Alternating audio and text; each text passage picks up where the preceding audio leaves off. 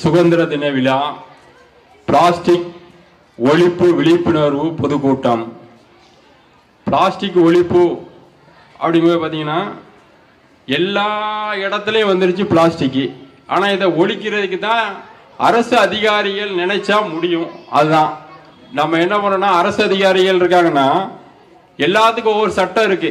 அரசாங்கம் வந்து சட்டம் தான் போடும், அதை நிறைவேற்றுறது அந்த அரசு ஊழியர்கள் தான். இப்போ நம்மளுக்கு வந்து இந்தியா வளராம இருக்க பிரச்சனை யாருன்னா முதல்ல அரசு ஊழியர்களை தான் சொல்லணும் நம்ம. ஏன்னா அவங்க தான் நம்ம அரசுடைய வரவு செலவுல இருந்து அத்தனையும் பார்க்குறாங்க. நம்மகிட்ட கரெக்டாக வீட்டு வரி எல்லாம் கேட்கறத கொடுத்துட்றோம். வீட்டு வரி, கரண்ட் பில்லு, என்னென்ன வரி எல்லாத்தையும் கொடுத்துட்றோம். ஆனால் கடனில் தான் போகுது. அப்போ நம்ம என்ன பண்ணணும், இதுக்கு கல்வி முறையை மாற்றணும்.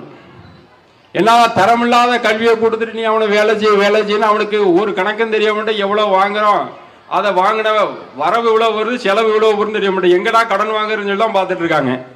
இப்படித்தான் நம்ம இந்தியாவோட நிலைமை, தமிழ்நாட்டோட நிலைமை இருக்கு. அதனால இந்த மாணவர்களுக்கு எதுக்காக வாட்டர் பாட்டில் கொடுக்கணும் அப்படின்னு யோசனை பண்ணோம்னா, இவங்க தான் வருங்காலத்தில் வந்து அரசு ஊழியராக வர்றாங்க. அப்போ இவங்களுக்கு வந்து நம்ம வந்து ஒரு விழிப்புணர்வு ஏற்படுத்தி இவங்க கிட்ட சொன்னா தான் நாளைக்கு இந்த இருக்கிற மாணவர்கள்லாம் கேட்டுக்கங்க, உங்க அப்பா அம்மா வந்து நாளைக்கு வந்து பாத்தீங்கன்னா பிளாஸ்டிக் வீட்டுக்கு வாங்கிட்டு வந்தாங்க,